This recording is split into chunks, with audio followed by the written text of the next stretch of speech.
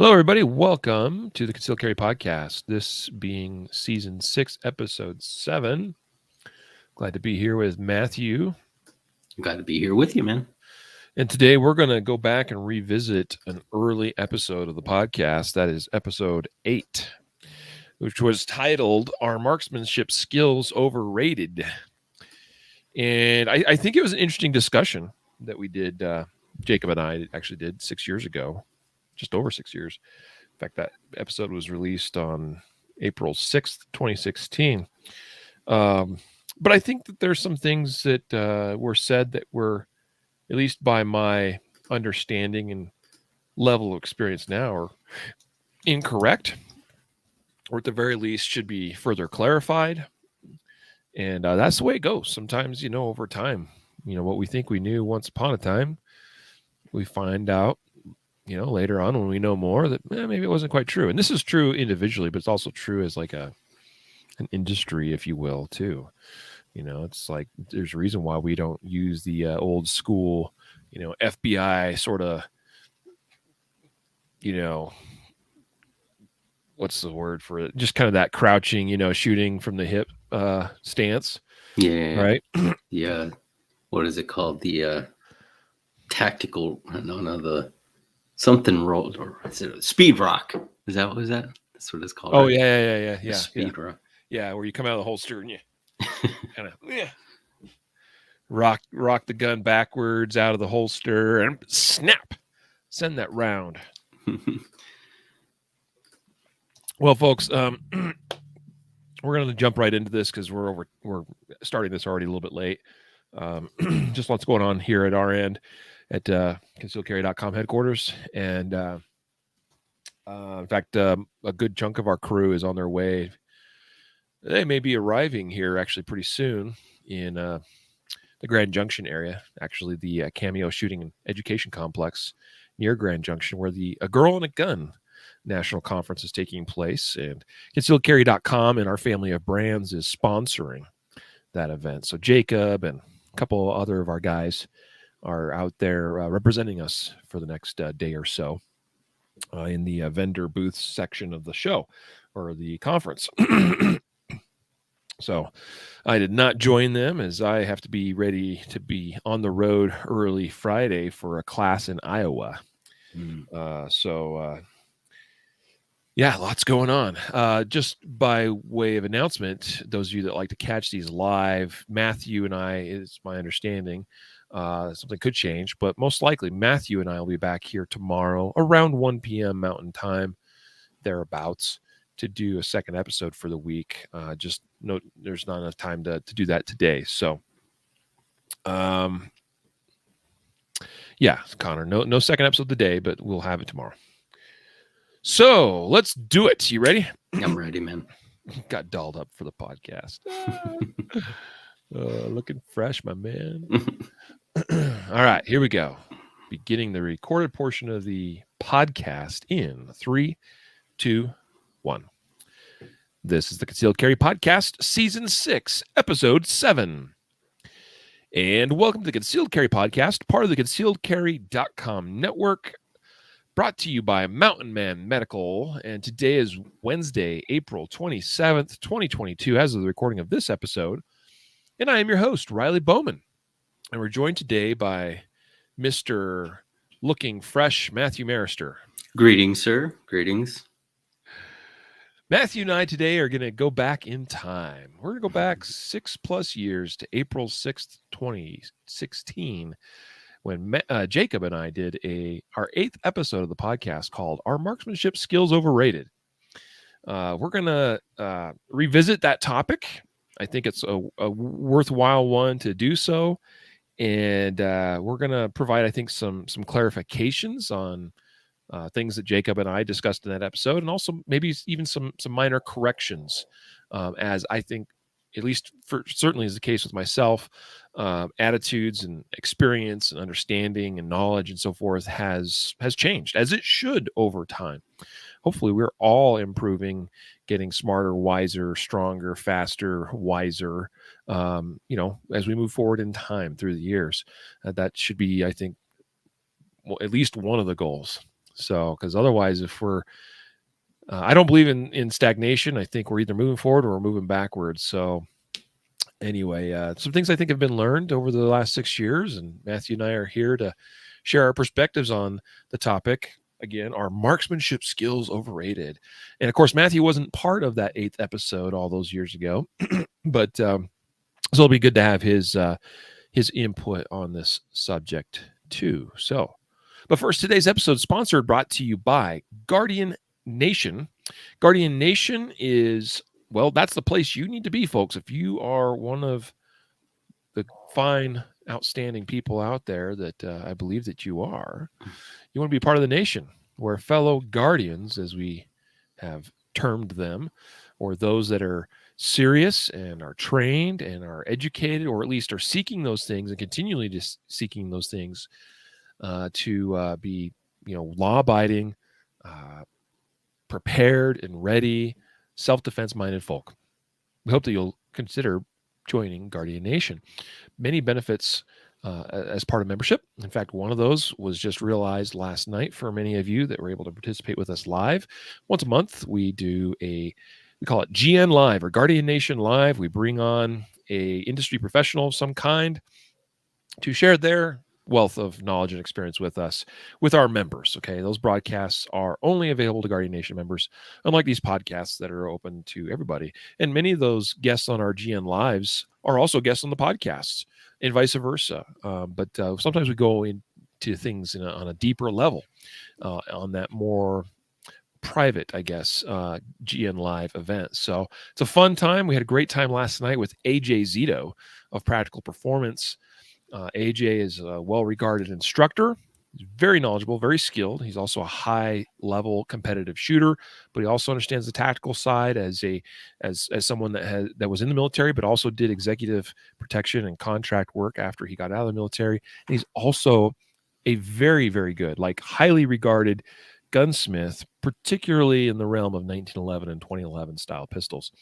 So maybe that's some info there that might pique your interest and make you want to catch the replay of that. All GN members have access to our entire library. It represents like 80 hours-ish of content with all of our past guests as well. So check it out, guardiannation.com. And if you want to take advantage of I think it's still available. We mention it from time to time, but there is a 14-day free trial. So you can do that. To take advantage of that, podcast listeners go to concealedcarry.com/14-day or 14DAY. Guardian Nation members also save big. They get the biggest available discount off of the 2022 Guardian Conference in Oklahoma City in September later this year. Tickets are selling at a pretty good clip, folks. There's no promise as to when or if that event will or will not sell out. I'd say right now it's looking pretty good in terms of ticket sales. So it's possible you log in at some point or go to the website and find that tickets are gone. So I wouldn't delay if you can help it. This is a 3-day training event with some of the world's best instructors in their respective fields.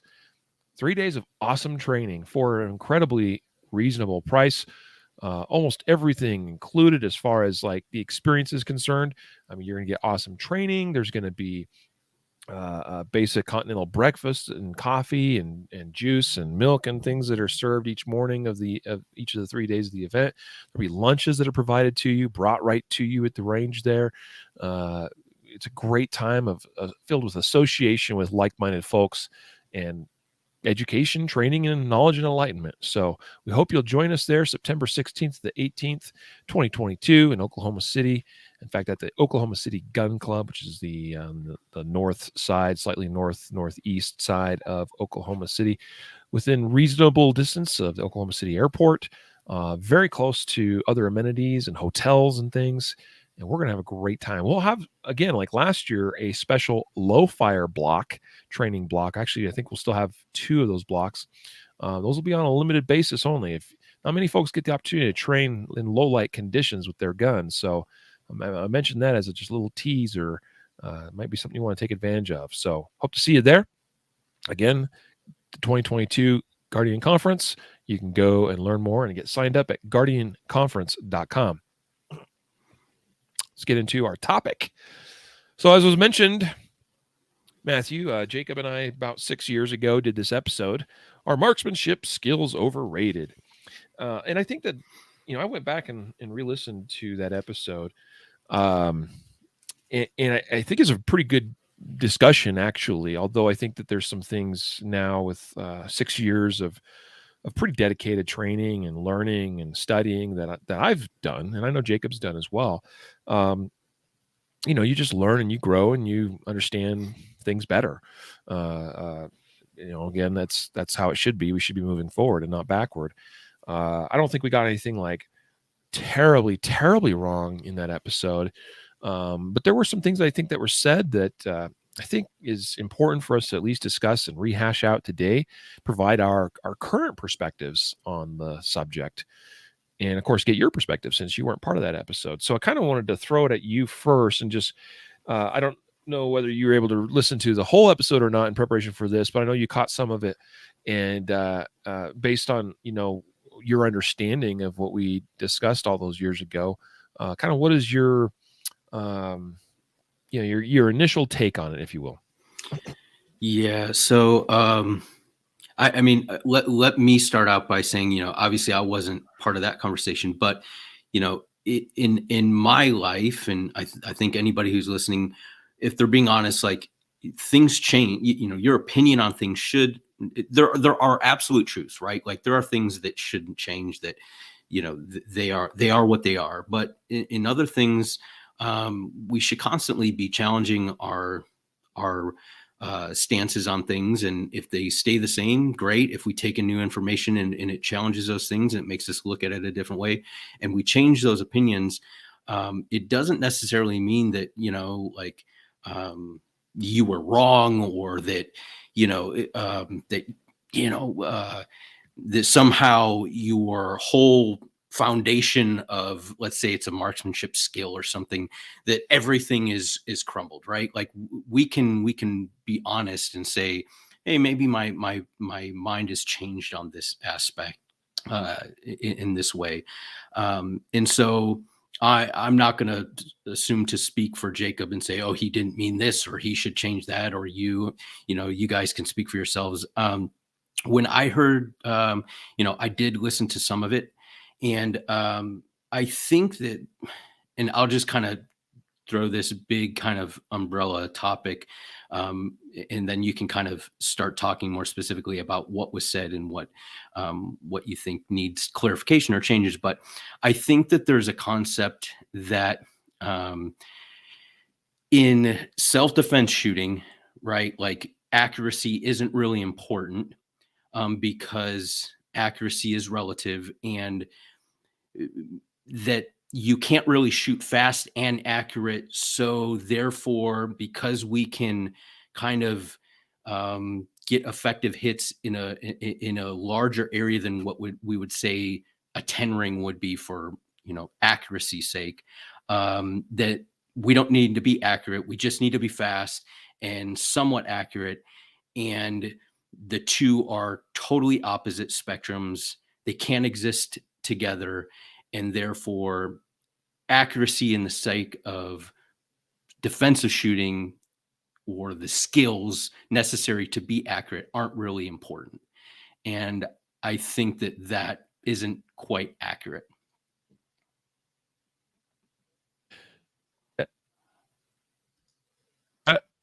The mute button was being delayed. I hit it, but I didn't think it did, and then I hit it again just as it went off, and sorry, put myself on mute because I do have a cold. It would seem, so I'm kind of doing this behind the scenes a lot of time while you're speaking. So back to that episode. 6 years ago. I thought I'd just start out with, well, here's kind of where that topic started off at, was with Jacob asking me the question, posing me the question of which do you think is more important to be able to do? Place, your rounds within a 3 to 5 inch area on a target, or be able to respond to a threat within 1.5 seconds or less. And which, I mean, this is kind of an age-old question that anybody, particularly of a tactical variety, has struggled with answering a little bit. And it's a great question to ask as far as, if you want to inspire a discussion or even a debate, like just go drop a question like that in a Facebook group online or on Reddit or something, and everybody will go nuts over it. And so now I will say that I think the way Jacob asked the question was probably not, and this is no offense against him. I mean, it's a good question, but I think there more info is required. And we touch on it there too, and even address that fact. And part of that was, well, when you say, be able to place all my shots within a 3 to 5 inch area or whatever, at what distance? Like that naturally becomes the next thing I want to know. And so let's just work with practical defensive type distances or practical pistol shooting distances. And even that's up for debate. And even we discussed that concept in the episode later on too, as far as like what we think or what some of the data that's out there, which is skewed data. And we explain why that is. And I mean, I'll touch that on that here a little bit later too, just to refresh our memories. But, let's just assume, I'll make it real simple. Let's just say 5 yards. Okay, 5 yards is a good distance.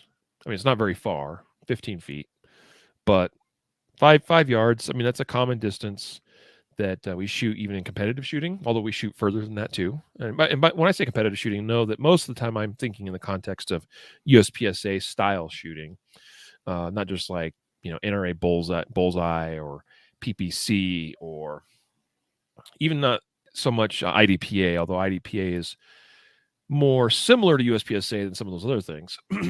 But 5 yards, it's good. It's a common distance. I just shot a match this last weekend, and we had plenty of targets that were about 5 yards, some less, and of course quite a few more that were further out. 5 yards is 15 feet, also a pretty good distance in the defensive context, I would say. I mean, my living room is a little bit more than 15 feet across, at least one of the dimensions. So, like I could, in theory, have a defensive shot across the length of my living room. It might be, 15 feet away or 5 yards, right? So this is a very simple place to start. So let's just say the question is, what's more important? Placing let's say 5 shots. This starts sounding like very much like a 5x5 drill as created by Gila Hayes, a well-known female instructor. Also Claude Werner and Greg Alfritz have spoken about the 5x5 drill, and we've discussed that a little bit in the past too. So let's just say that the shooting problem is 5 yards, 5 shots, and keeping everything within 5 inches. So a 5-inch diameter target. And that's exactly what that 5x5 drill is. Please note that there is a drill also known as 5x5 drill, but it's known as the Wilson 5x5 drill, which is a much different drill. Anyway, 5 inches, 5 shots, 5 yards. Okay. Which is better to be able to do? Take all the time you need and just ensure that you have the marksmanship skills to put all 5 rounds in that 5-inch circle, or be able to, let's just say, put 1 round in that 5-inch circle in 1.5 seconds or less. So I'm going to pose you the question, since it was posed to me in episode 8. Which do you think is more important? Yeah, I see, and I think that the problem with the question is that it only gives you two options to answer, right? You have to choose shoot slow and accurate, or shoot fast and inaccurate, or and I think that there's a C. I think there's a third answer, and that is you can do both. I mean, you absolutely can. Now, you're limited, right? Like your skills are going to limit how fast and accurate you can shoot, but you shouldn't have to sacrifice accuracy to the point where you can't get hits on a 5-inch target at 5 yards. Does that mean? I mean, clearly, if you take the first step and you just run it, you're going to have limitations on what you can do. But those aren't those aren't the limitations that you can overcome those limitations through practice, and you can probably go from either one answer or the other to now I can shoot quickly and accurately. I know it's a cop-out answer, but like I think that's the only legitimate. Let me just let you know. I appreciate that. Like that's perfectly acceptable how you just responded, because I think you're spot on. It is. Those are not necessarily mutually exclusive things, and that's important to recognize. And it's also important to recognize that there's this dichotomy, this contradiction of sorts, because we can make the case really simply that, let's just assume that maybe I can get a shot off in a second and a half, but that's just one shot. And even that one, when placed in the right location, might not be enough to stop the threat. Or let's say I get that one shot off and it kind of, it misses or it doesn't hit an ideal location. The point being that if my marksmanship isn't good, it doesn't matter how fast I am. If I don't hit the target or hit it enough or hit it effectively enough, then speed doesn't matter. It's irrelevant. At the same time, flip side of that is, well, I could have really awesome so-called marksmanship skills and be able to stack 5 rounds in a little circle in a little thumb-sized group at 5 yards all day long if I have all the time in the world, but put some time pressure on it. And if I can't do it quicker than my adversary, then that doesn't matter either. Like all the marksmanship in the world is not going to save me because I'm too slow. There's some really great videos, by the way, from Rob Latham where he even discusses this. He references it. I think I've heard him reference this very conundrum a couple of times on some YouTube videos and podcasts I've seen him out there on. And he basically, I mean, that's basically the sum of it is I have to be fast enough and accurate enough for whatever problem is presented to me. And that is going to be a little bit different for each circumstance in each situation. And I got to have both. Okay. Just enough accuracy, get the job done, and just within enough time or as quickly as I can to beat the other opponent, to beat the other side. Some people say there's not a shot timer in a gunfight.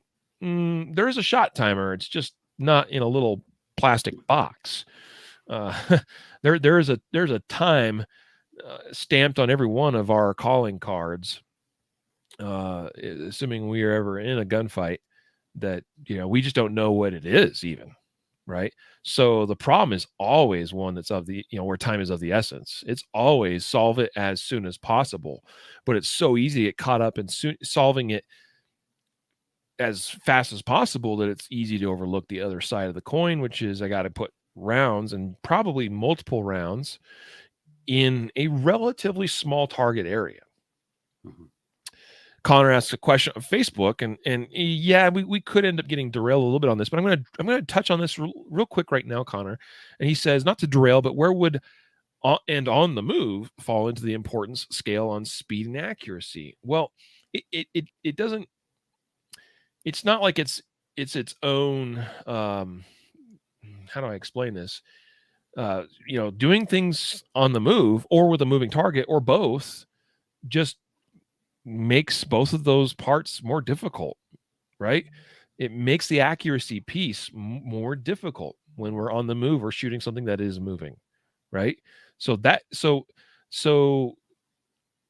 adding movement to the equation either enhances or makes increases the difficulty of those other two factors, especially on the accuracy side. I can still do things quickly a lot of times, even while on the move, but even that may be hampered somewhat. But the bigger issue is most likely that's going to be affected is more the accuracy side of the equation, the marksmanship side. So, yes, absolutely. I mean, but let's just keep it simple in terms of the context of today, and let's just assume because again, yes, movement is relevant. We've acknowledged this before. It's something that comes up in most every gunfight, because typically targets don't like to stay still for very long when bullets are flying their way.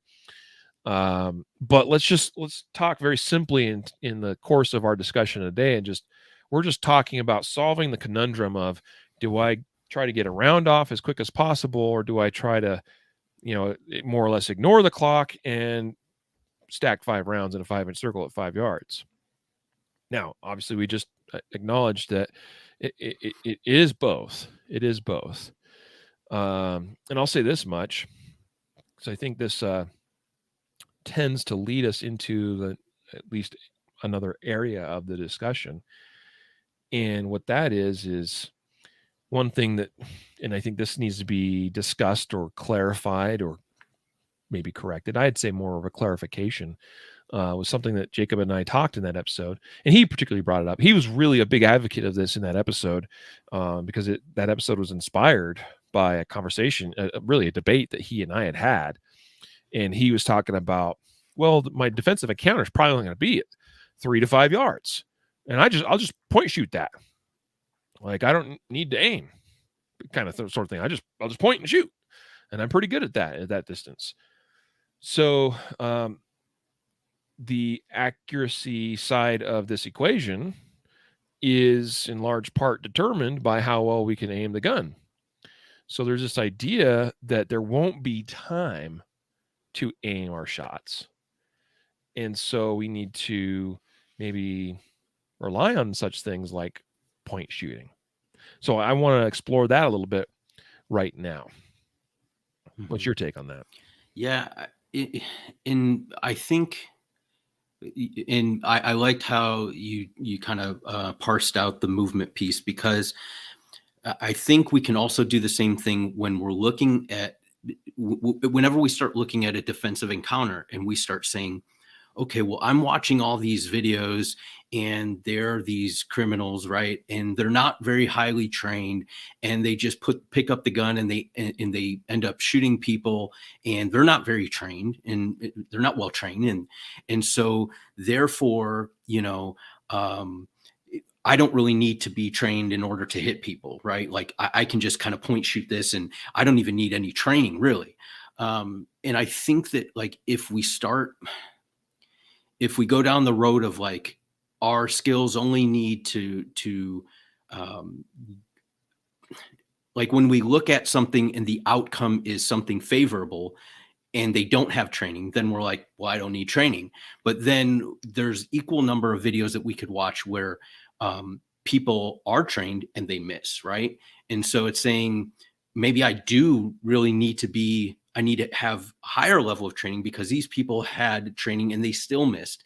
So it's, when we start watching videos, sometimes I think we can start getting a confirmation bias on the types of videos we watch that confirm or affirm our belief that, this is going to happen in 3 seconds at 3 yards, and I'm going to fire 3 shots. And you know what I mean? Like those types of things, where we don't look at it and say, what are the skill sets that I need in a vast, like, to cover a wide array of potential incidents, whether it's 3 yards or 15 yards or 5 yards, whether I need to fire, 4 shots or 1 shot. Like, you may not, the problem of how many shots how quickly you can shoot may not even be an issue if the first round is effective, right? And then you've solved the problem right there. It is the first shot I need to get as quickly as possible.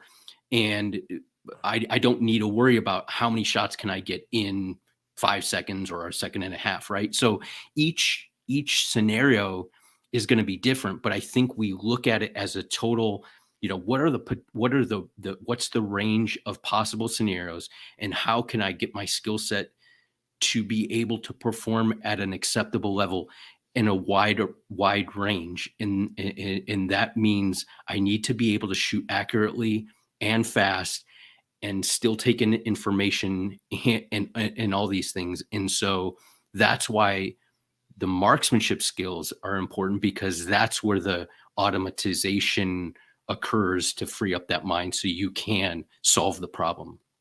If that makes sense. I mean, I don't want to go off in the weeds, but I think that, you know, we have to look at the problem as not just a singular, like, well, in this scenario, this is what it took. And in that scenario, this is what it took. Like, we don't know the scenario we're going to get handed to.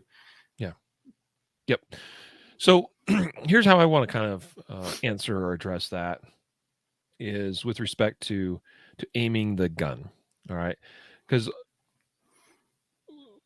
when someone often referred to point shooting, because I'm at a distance where, you know, I can just point and shoot it, so I don't need to aim. That's usually what they end up, you know, it's a phrase that ends up coming along with that, which is I don't even need to aim. Okay, but that's not quite true. We still need to aim, and even point shooting is a form of aiming. But let me talk a little bit real quick about point shooting, and we've talked about it before, and I've even addressed it before and defined it as well. I don't remember for sure all the different episodes, but what is point shooting? Let's talk about what point shooting is. Point shooting, as I define it, and I've shared this definition with a number of other trusted folks in the industry. They're like, oh, that's actually a really solid way of explaining it. Because even when people say point shooting, there's a lot of different personal definitions of what that actually really means. Because I've heard guys say, oh, I point shoot at such and such, you know, yardage or on such and such targets. And then when I ask them further, you know, follow-up questions, it really comes out that, you know, that they're doing a form of aiming the gun, you know, and even are referencing some kind of aiming reference point. But, you know, but they still consider that to be point shooting, and I do not. So let me explain what, to me, point shooting is and what it is not. Point shooting to me is any time we fire the gun without some kind of visual confirmation of the sight picture. Okay. So shoot the gun without some kind of visual confirmation of where the gun is aligned at the time that it's fired. I exclude from that some kind of pectoral index type shooting, okay, which is primarily used in arm's length type distances. To me, that's its own thing.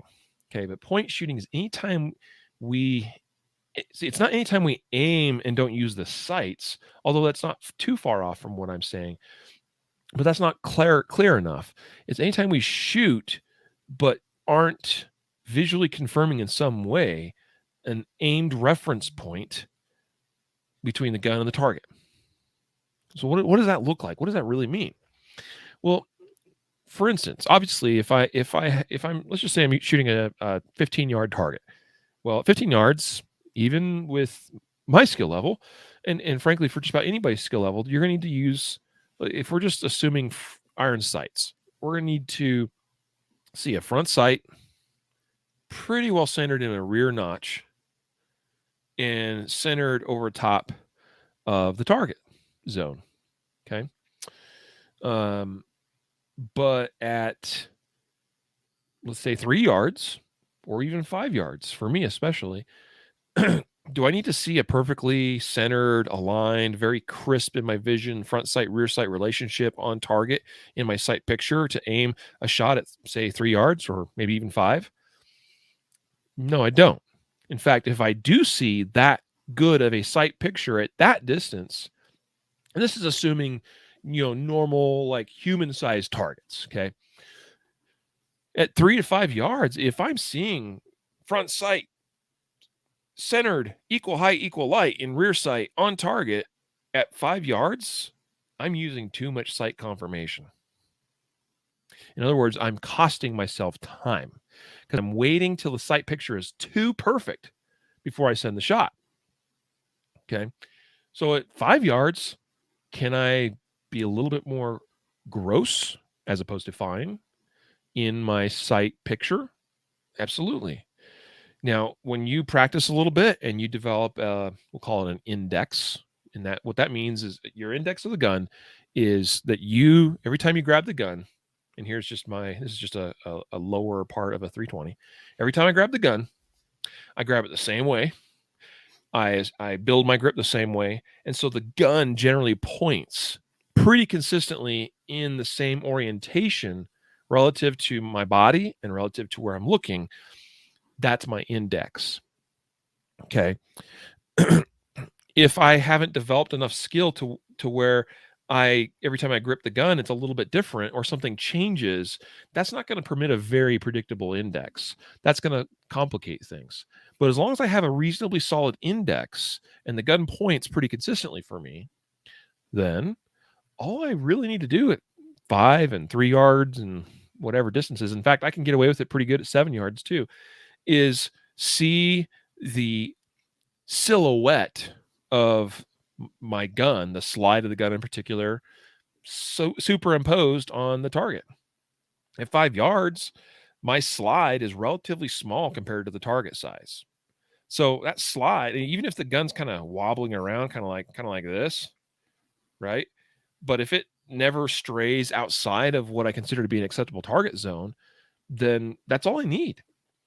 So sight pictures can vary, and they can range from very fine, where we're talking that very, very, very refined front sight, rear sight, equal height, equal light relationship, maybe even so far as a hard front sight focus for some of you. Although I've demonstrated and I would say now I don't rely on a hard front sight focus hardly ever anymore.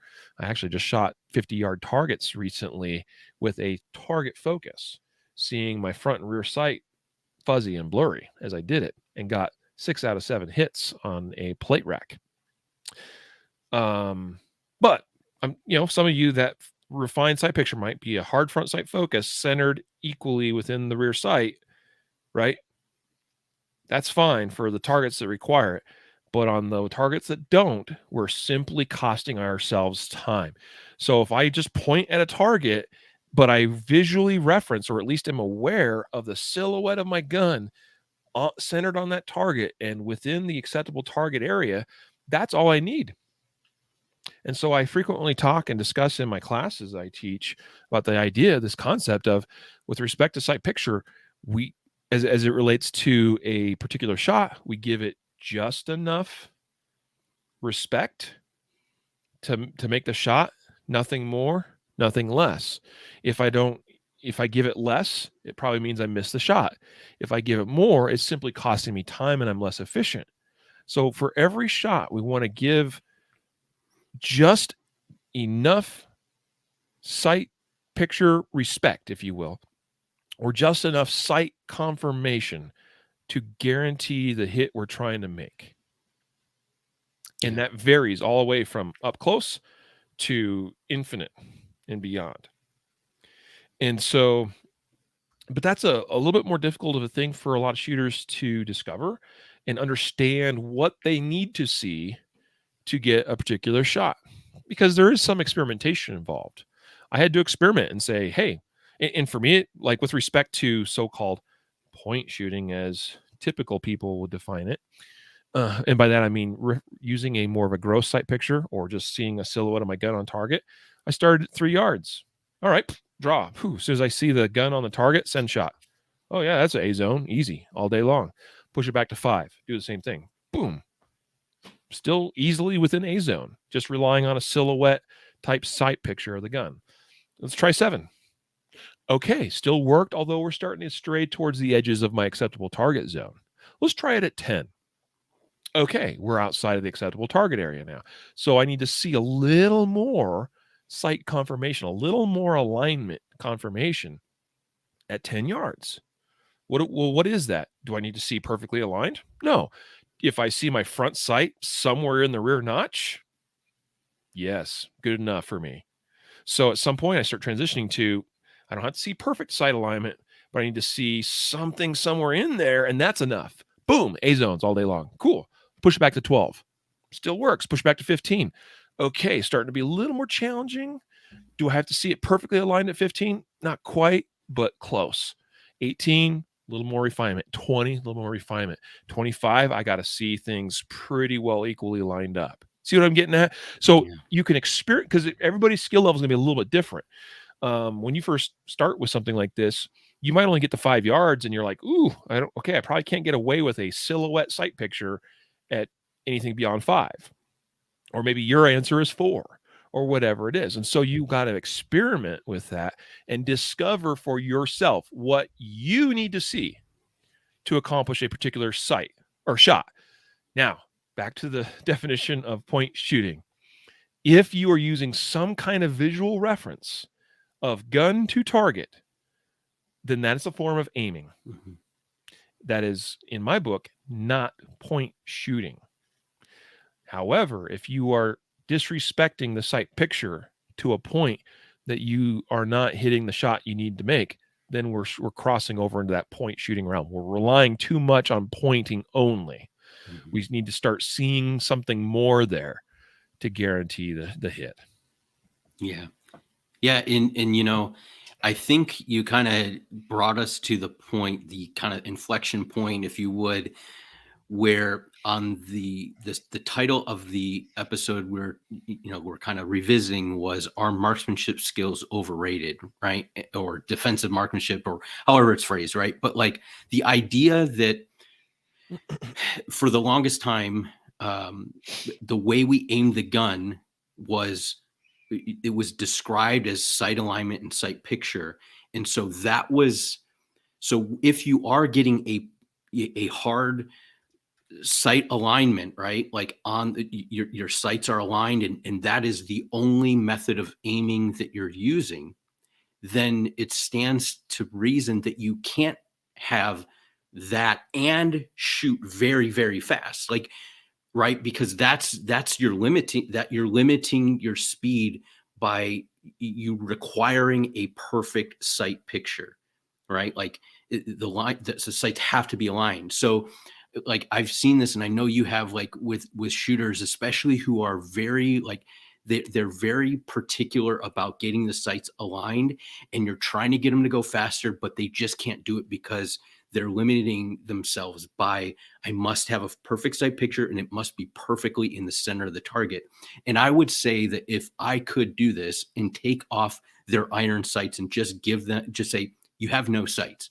Now you're at 3 yards, shoot the target and shoot it quickly. They would shoot quicker and they would hit the target because they would, given that they have a baseline skill, right? Like a understanding of grip and all that. But it's because I think this is why, like, as we've progressed, I don't want to say progressed because it sounds like, oh, the archaic 6 years ago, but like as we started to redefine things or kind of explain things better, we can start explaining, like, yes, there are different sight pictures that you can have, and that will determine how quickly you can shoot. And there are different ways you can aim the gun, and it's all dependent on, how accurate you have to be, how close you are, how quick you have to shoot, and all those factors. And so now we can kind of break out of this. Well, yeah, if I need to have a perfect sight alignment, equal height, equal light at 3 yards, yeah, I can only shoot so fast. I can't shoot as fast as if I can get a silhouette or point shoot it even, right? Yeah, spot on.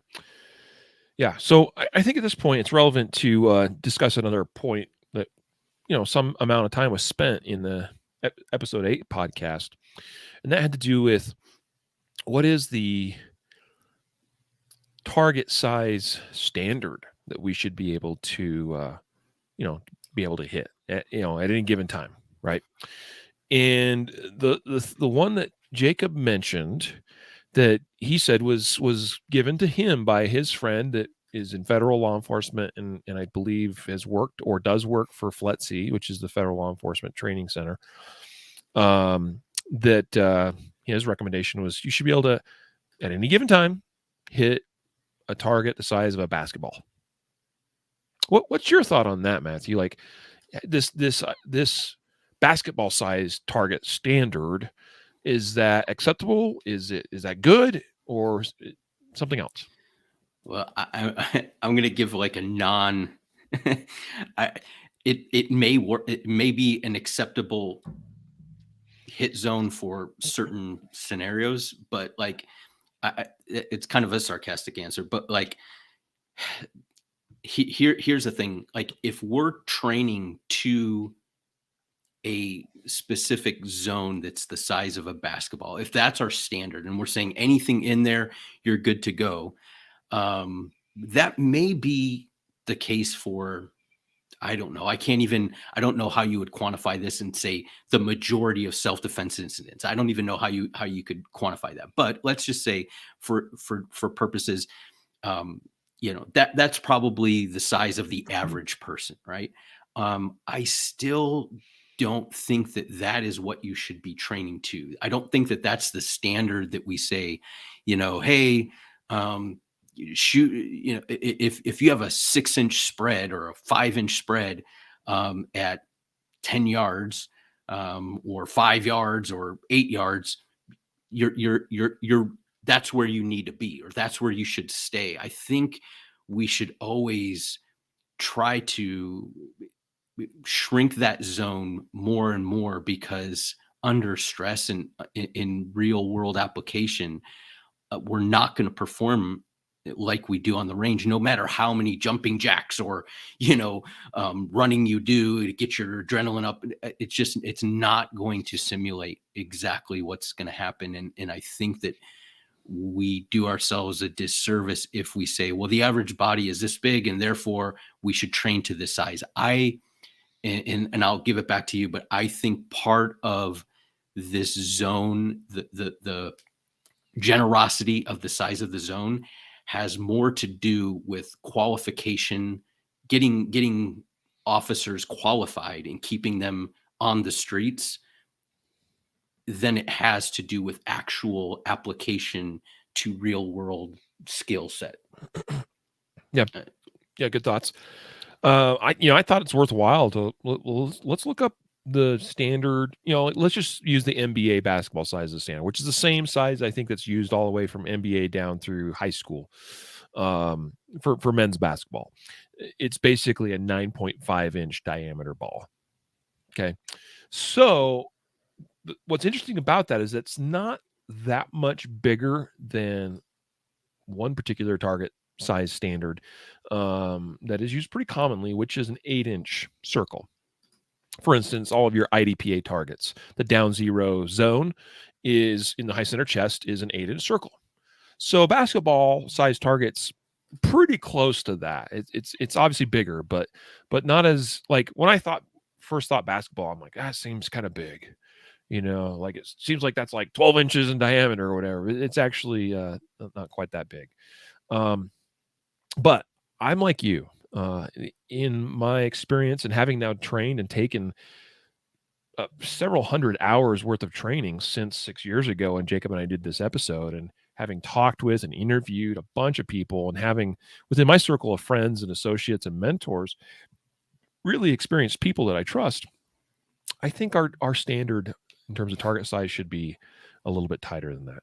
And one of the primary reasons is the question that Connor on Facebook brought up just earlier in this episode, where he asked about, well, what about when we're on the move?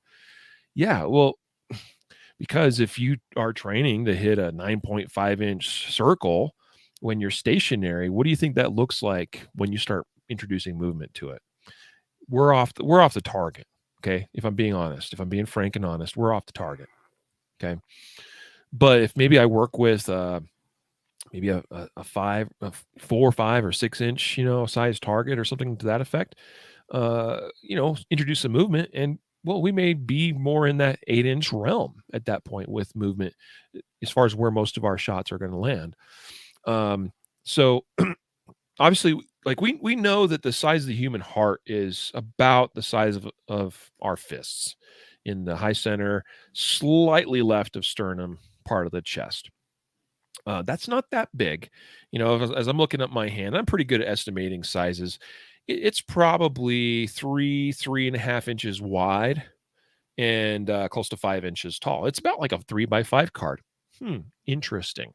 One well-regarded instructor I know, it's been training for a long time and has, shot a few people over a long career in the LE world, likes to use a 3x5 card placed vertically or in portrait orientation as his heart target zone, and that would be Dave Spalding. So interesting how that is.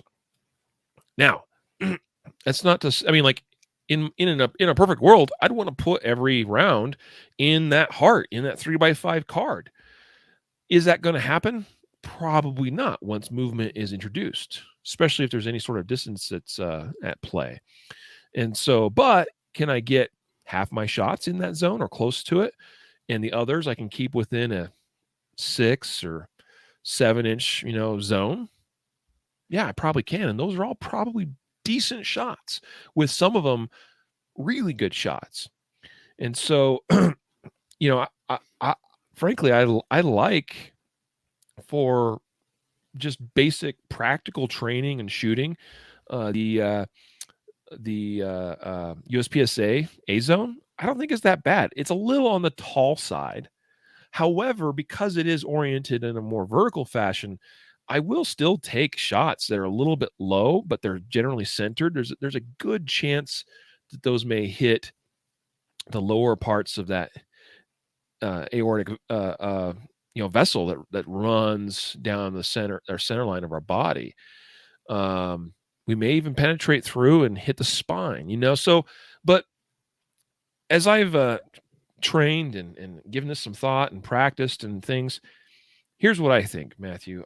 I believe that if we can, on demand, keep our rounds generally within the black area of a B8 NRA B8 target, which is 5.54 inches in diameter, I think that's pretty good standard for most applications and for most people. When I want to hold myself to a little bit tighter standard, I like to try to keep everything within the 10 ring. Because the 9 ring is the black zone, and it's 5.5 inches. The 10 ring is 3.36 inches in diameter. Okay, so it's a little, not quite half. It's a little bit bigger than half of the 9 ring, and that's a pretty tight standard. But if I practice to that, then when the real thing happens, it's easier, right?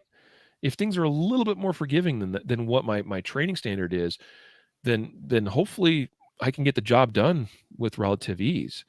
And that's not an uncommon thing, even in performance sports, where you look at high performance athletes and you also look at high performance shooters. Even I'm talking like your Nils Johnsons and your JJ Rakazas and so forth of the world. Like when they're preparing for big matches, they often shrink up. Like JJ just posted a video the other day. Every target was significantly reduced size, either had black hardcover across it or no shoot or whatever. And he only had small areas to work with on these targets. And like he's getting ready for upcoming match, right?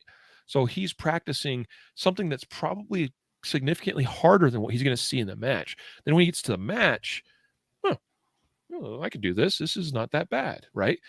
I would say the same is likely true in a real world defensive situation, where if we train to a higher standard, it makes the actual thing more of a walk in the park. Now, I don't mean to like oversell, the ease of, Sure. dealing with a deadly threat, but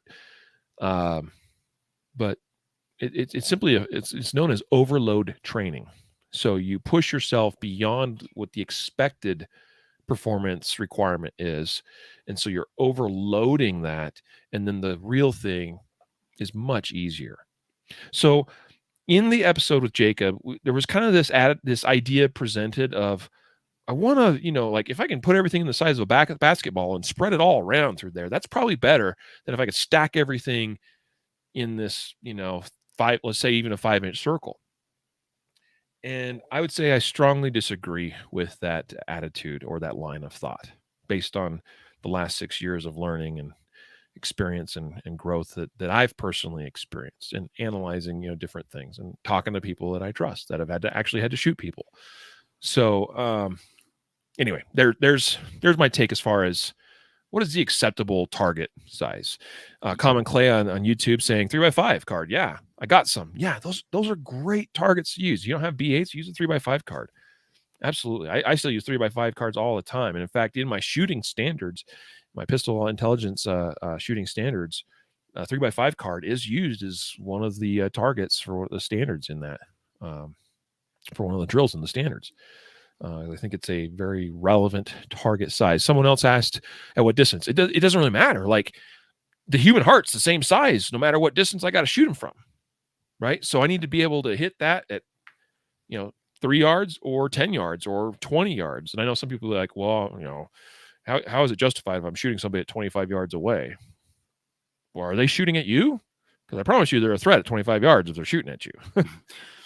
And that's, I think you hit on a good point there, is that, sure, if we train, let's say we train to the standard of a 9-inch circle, right?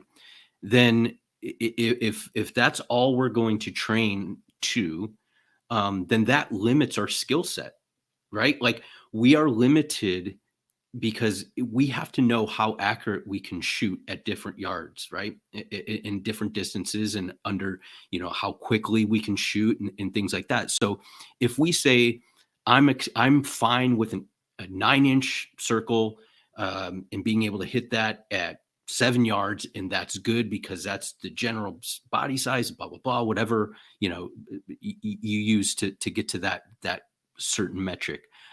Then if I am forced or in a scenario or incident that is outside of that, where I need more accuracy or I need to shoot further, and I don't have those skills, well, then I either don't take the shot and I can't respond to it, or I take the shot and I'm less likely to make a good hit and more likely to injure someone else. So like, sure, you can train to whatever standards you want. You're just limiting your ability to perform in a wide variety of scenarios. And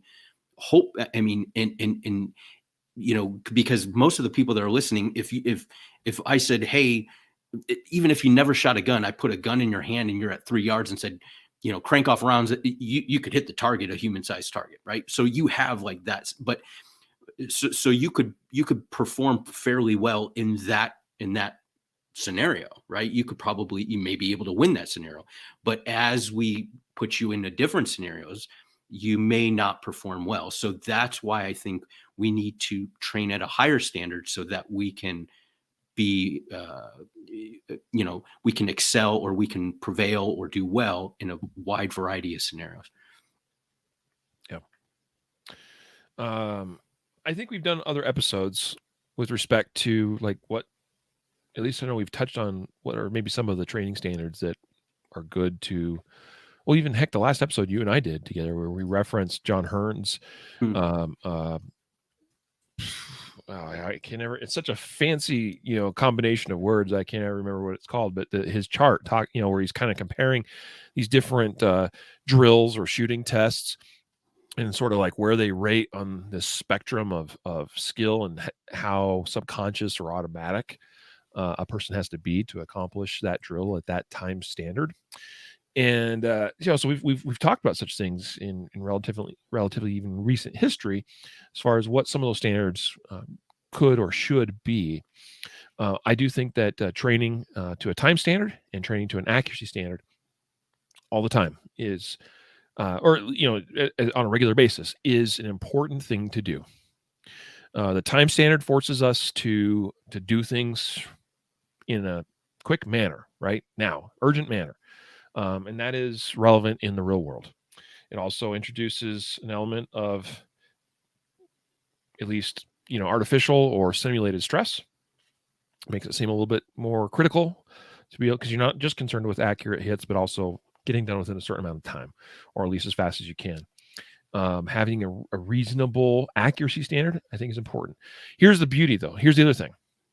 I think that we need to work on accuracy or marksmanship, and we need to work on speed, sometimes separately, okay? Because the way I get better at accurate shooting is I work on accurate shooting. And the way I get faster in my gun handling and my manipulations, my drawing and so forth, is by working on it at speed and pushing, also trying to overload train those things as well. Okay. And then we want to regularly put together the two and combine them. And we're looking for that balance of where it's accurate enough and also as faster as soon as we can. What I wanted to kind of wrap up with, Matthew, is touching on, oh shoot, I just lost my train of thought. Just talking about the accuracy and the speed piece of this. Oh, actually defining, I think, because we maybe should have done this earlier on in the episode, what marksmanship actually is, or what we think some of the key skills are that help define marksmanship. And marksmanship defined, I think, is being able to reliably and consistently place accurate shots on a particular target, whatever that target asks us for. But what's required to be able to do that? And one of the more difficult things, I think, for a lot of shooters to master is the ability to hold the gun still while they're shooting, while they're pressing the trigger. Holding the gun, so hold, the concept of hold is different than aim. Aim is simply visually confirming where my gun is in relation to an intended target. Hold is defined as my ability to hold it on a particular aimed point and keep it there until the shot is fired, until the bullet has left the barrel. And Rob Latham does a great job of explaining that and the distinction between the two.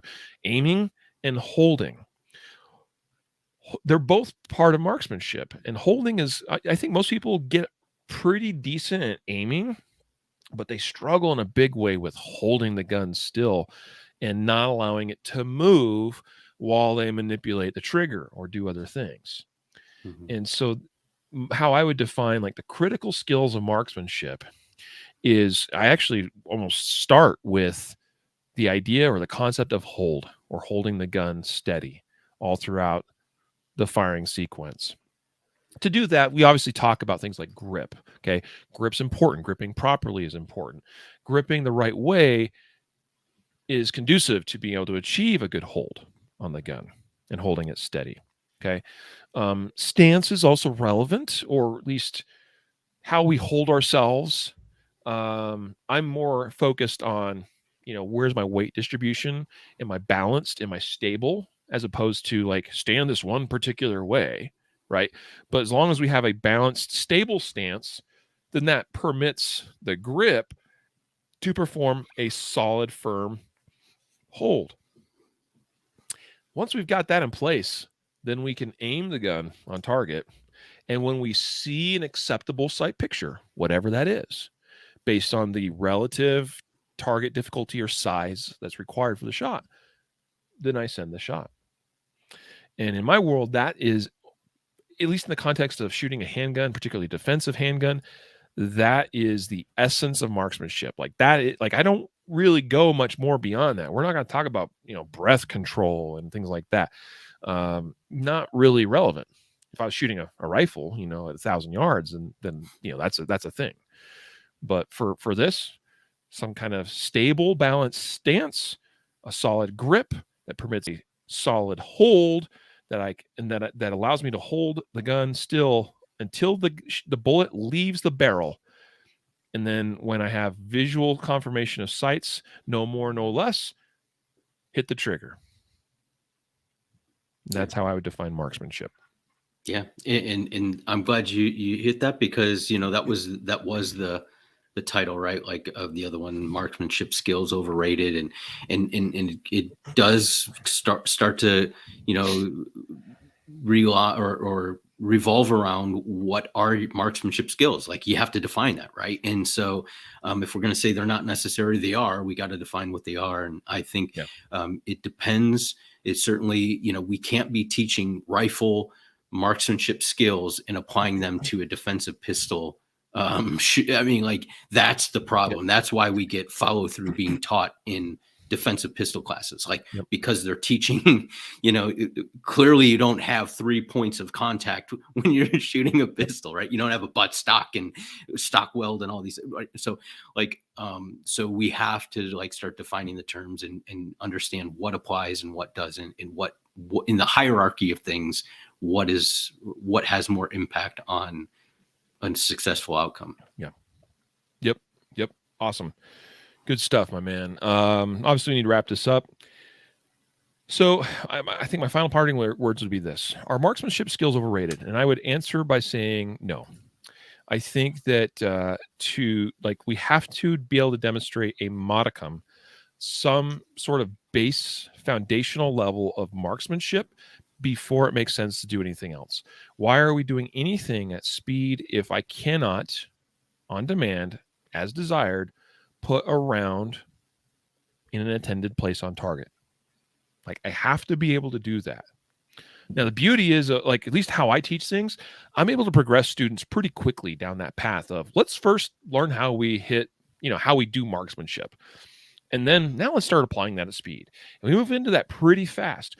But you kind of need to be able to have marksmanship before you try doing it at speed. And I'm not saying that goes back to the question we asked at the beginning and says that the first part is more important than the second part.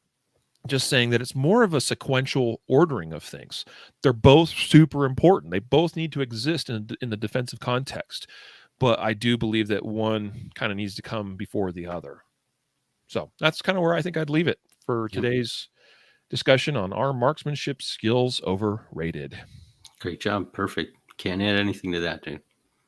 Why, thank you, sir. Okay, we do need to wrap it up, but first, do we have a weekly giveaway winner to announce? Yes, we do. And we're giving away, it looks like, a Ready Up Gear handgun cleaning kit. I got one here. I got mine right here. These. Got mine right here. We're going to give somebody, a lucky winner, a handgun cleaning kit from Ready Up Gear. Next week, FYI, we're giving away a free copy of the Legal Boundaries by State book, which is a great legal reference for American gun owners, concealed carriers, especially if you travel from state to state. So who is our lucky winner this week of the handgun cleaning kit?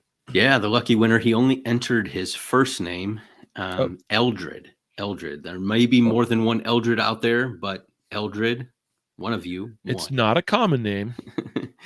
And I imagine we have his email address, so I imagine he has been contacted. Yes, he has. So, Eldred, we hope that you enjoy your Ready Up Gear handgun cleaning kit. Folks, don't forget to sign up for our weekly giveaway for the podcast at concealedcarry.com/podcast prize.